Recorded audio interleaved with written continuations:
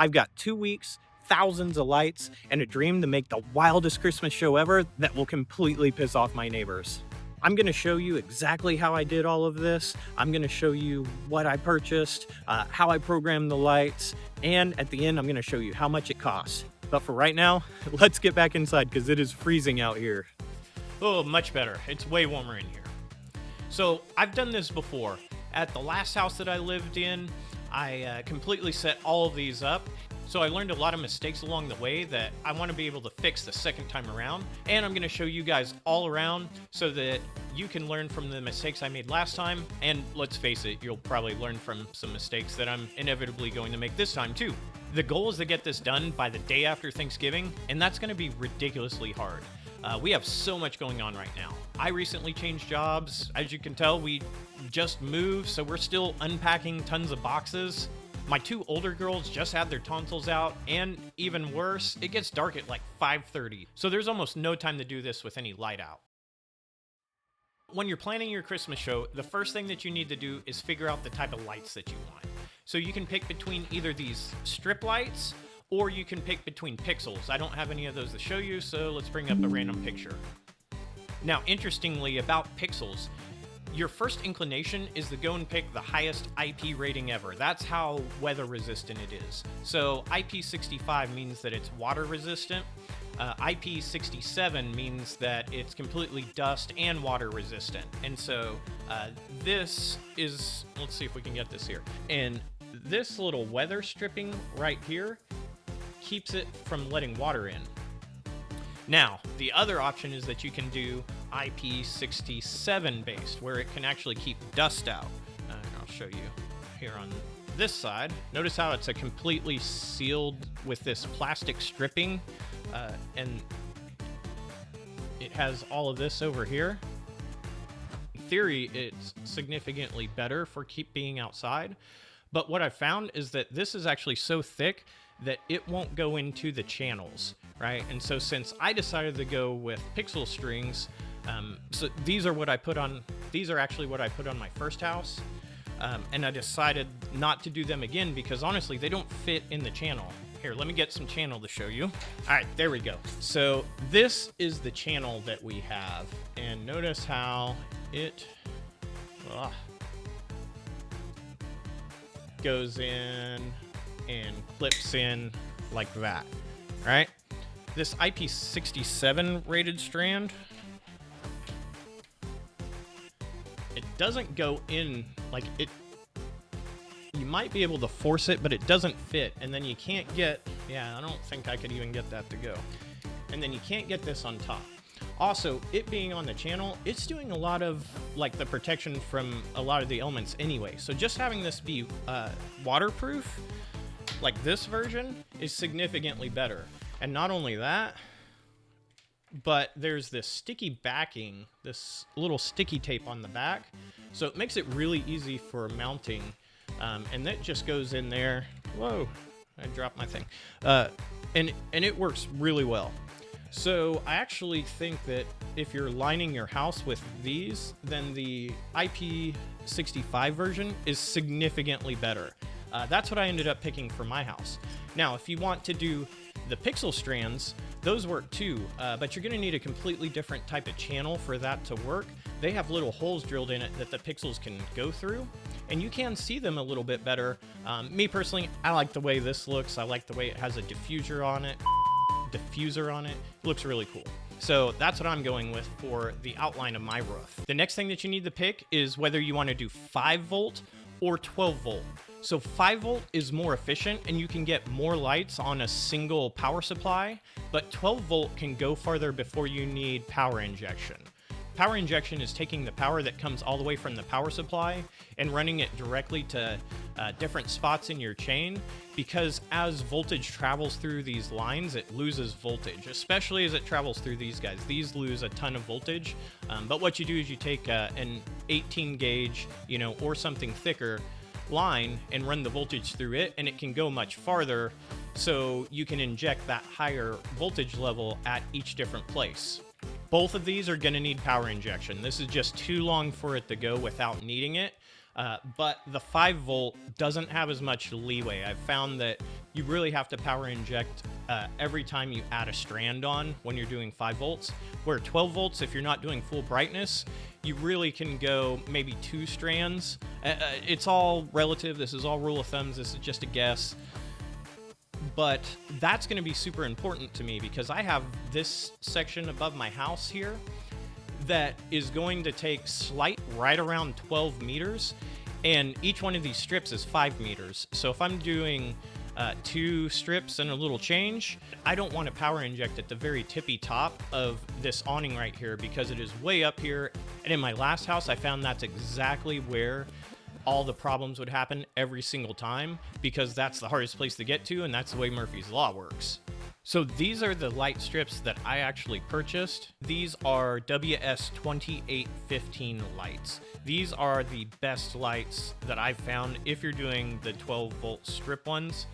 You can also get these off of AliExpress if you don't mind waiting that long.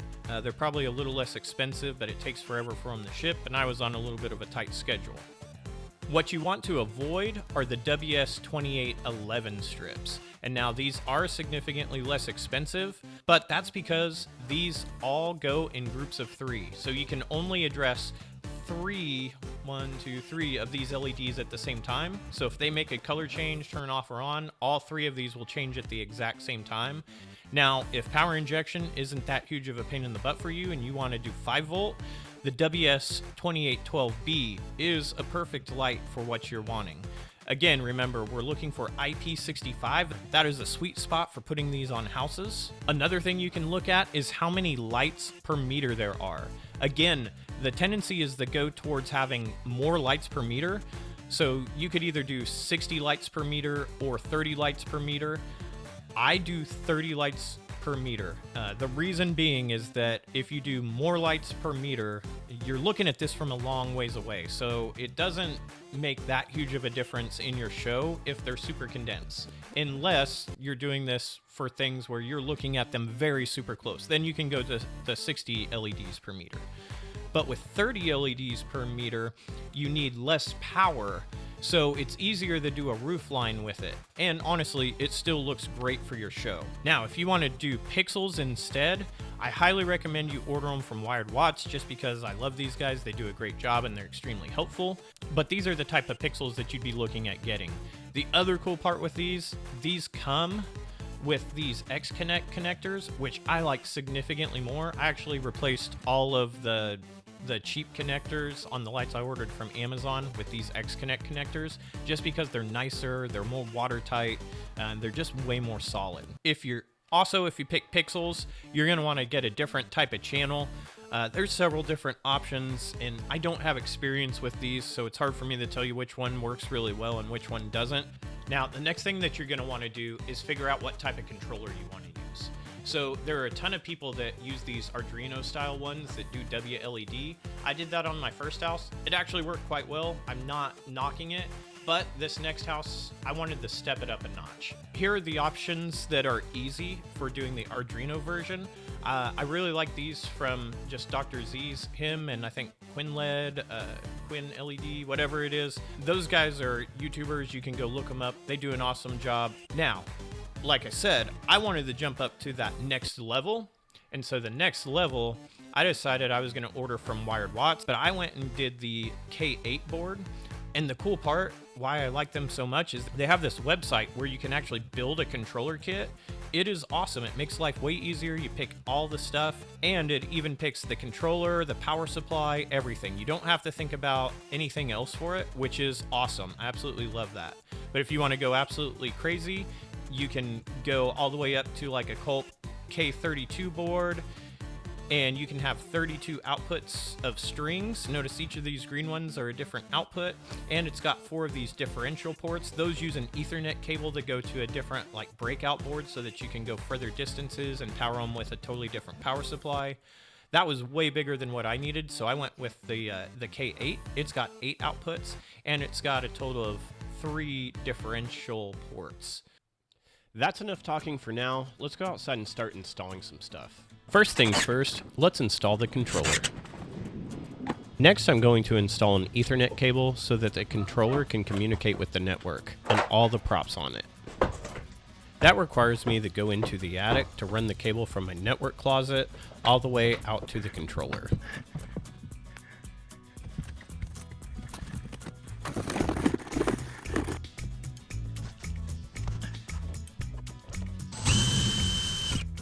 I use a staple gun to keep my cables as tidy as possible, and it's very important to keep this little loop here so that if water condensates on the cable, it drips from down here and doesn't drip into the controller. Next, I crimp the cable on both ends, and man, there is nothing more satisfying than hearing the snap of a new cable jack going into your patch panel. I plug the cables in on both sides and make sure that I can hit the controller.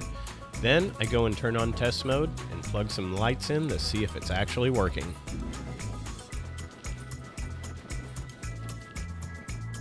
Success!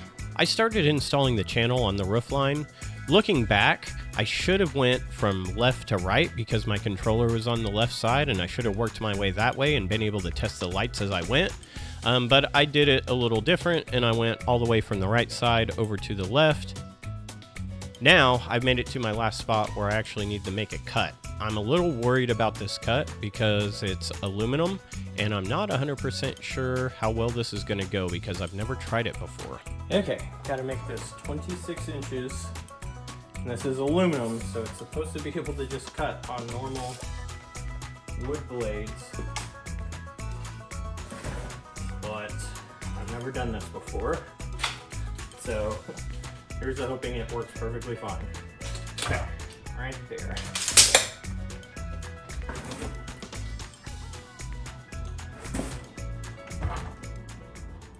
Don't mess up.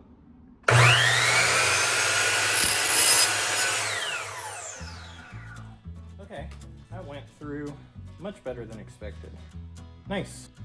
I keep installing channel until I run out of daylight, and while I complain about the weather a lot in Oklahoma, especially the terrible wind, how can you complain about a sunset like this?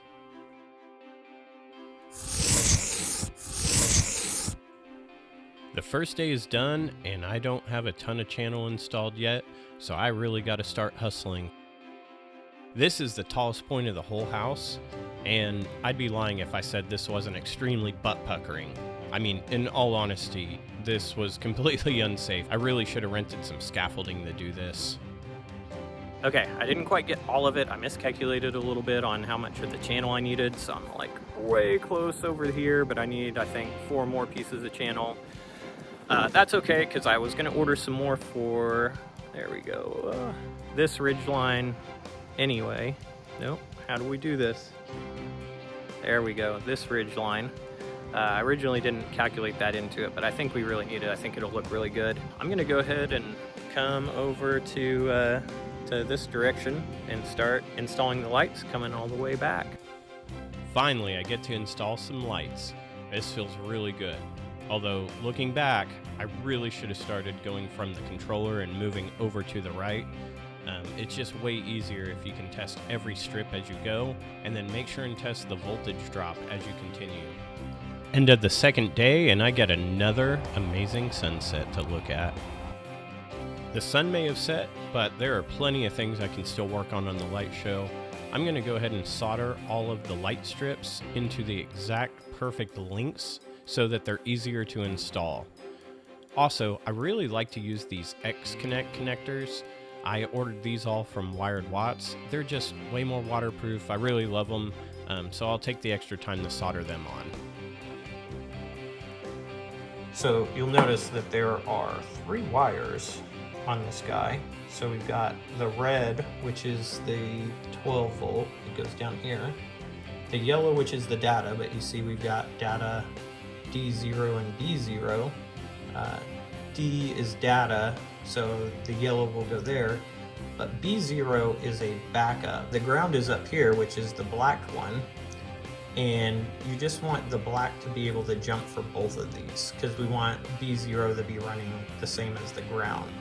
Now I have to join these 2 strips together by soldering them very carefully.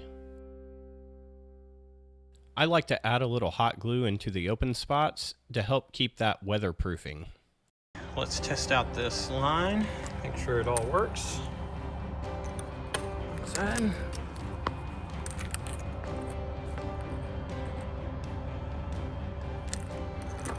Okay. Then let's make sure it gets all the way.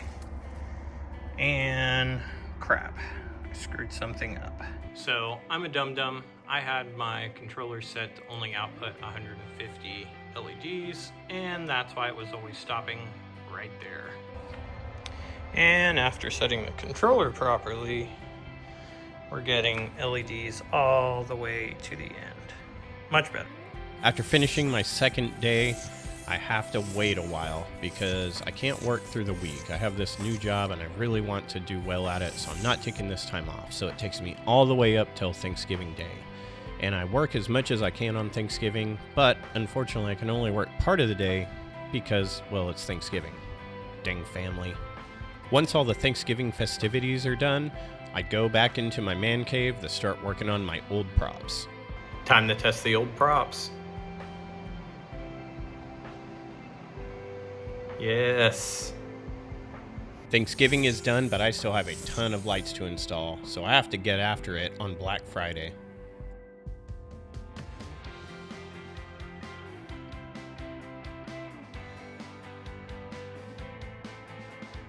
Okay, got the last set of lines. This is the longest set that we have by far. This is just over 10 meters. I'm worried because if you look, like, this is where it's got to go. And each of those spires is just over 5 meters. Normally I'd be doing power injection, but the whole reason that I did the 12-volt lines was so that hopefully I can just power inject right over, how are we gonna do this? There we go, close, there, right over here, and right over here, there. And if we can do that at both ends, I'm really hoping that that we can get enough power through this, especially if I do like only 50% brightness, that we don't have to do a power injection right at the top of that, because that would be extremely tough. And frankly, that ladder's way long. I don't want to do that. So let's hope this works.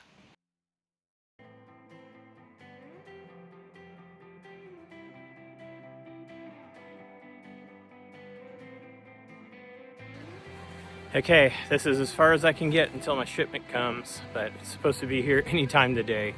I just temporarily put up the lights over there, just kind of stapled them there.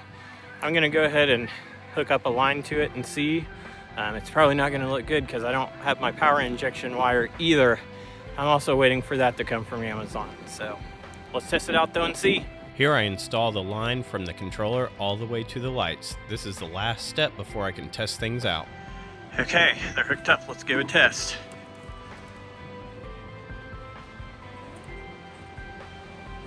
Testing.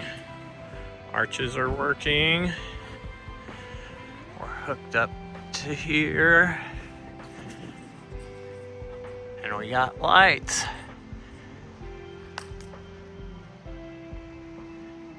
So cool. Okay, let me hook up this and let's see if we get them going down this way. Okay, just made this connection. And as you can see, it's freaking out a little bit over here. I'm pretty sure it is because I use these quick connectors.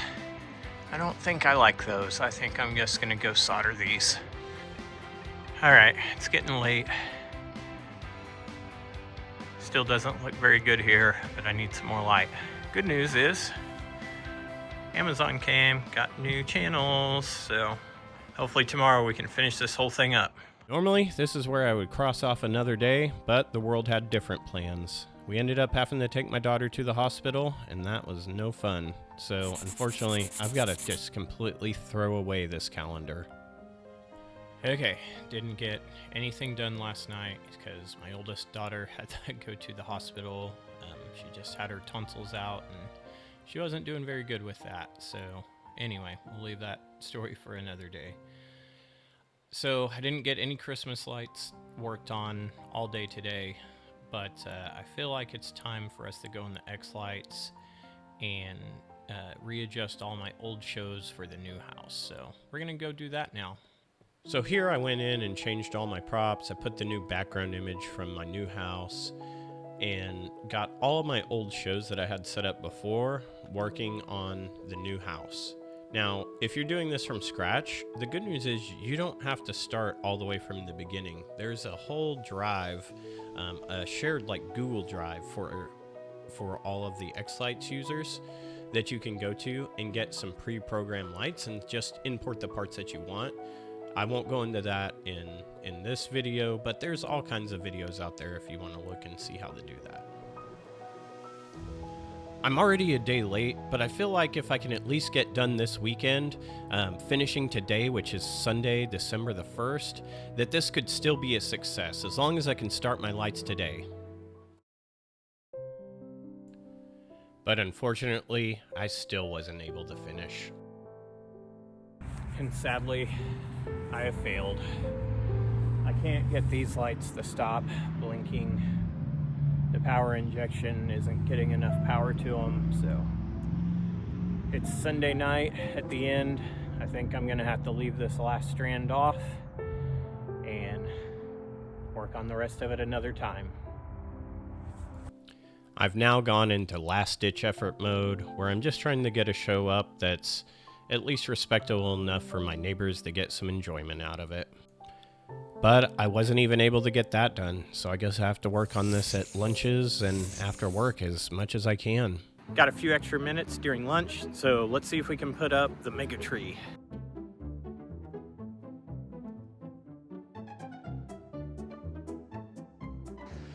Well, that didn't work. I either need the wind to die down or somebody to help hold.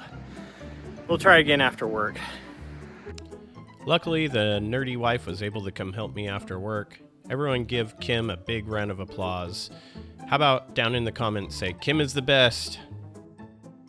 Okay, I've only got one prop left to do, and that is the projector screen. And even though it's dark, I'm so excited to get this done and finished, I'm just gonna go for it. It was a few days late, but I was able to get a show going.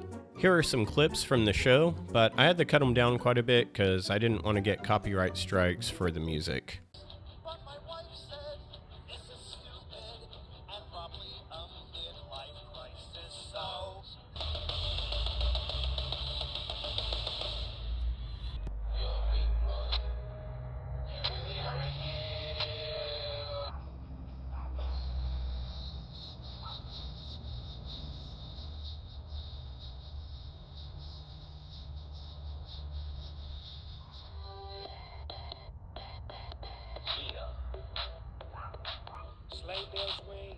On to the part I'm sure you all really want to know about, which is how much did this cost? Let's start by showing how much this would cost if you just wanted to start and just have a cool show with the lights going above your house. And then I'll show you how much all of my props actually cost. So as any good nerd, this deserves a spreadsheet. Okay, so the grand total, if you were going to do this and just install LED strips on your house, you know, get an FM transmitter, and all the supplies that you would need to make a really cool show for your first year, is right around $840. Now, keep in mind, this does not take into account all the crazy hours that you're going to spend working on this and how much time that you're going to have to put in to make this look cool. When you look at my show, it was a little more expensive. Now, luckily, these items down here, I already had from previous shows. In fact, actually, I had a lot of these from previous shows. But really, if you look at it, you know, my controller was significantly more expensive. I spent more on random supplies because I really like those X-Connect connectors. And overall, you know, I just spent more because I learned that sometimes spending more makes it a little easier down the road. And this is a hobby I want to pursue. Now, looking at this, let's not tell my wife how expensive this is. How much money I've actually spent on Christmas lights is a little ridiculous. And if you count the amount of time into that, it's it's a little crazy. Now, the real question is, was it really worth it? Well, and in the end, for me, I think it was. Because whenever you get to see your kids go and look at your show and how much they love it, that's just awesome for me. You know, also there's that benefit of going and learning something new. I absolutely love learning new stuff, and that's really important for me, and it's great for any nerd out there. But if it's right for you, only you can be that judge. I think the important thing to learn from my entire adventure is that there are times whenever you have to put your projects aside and take care of your family. And as long as you can do that at the right times and make sure that you're taking care of what's actually most important first and not putting your projects first, you can do whatever project you want and go and have fun.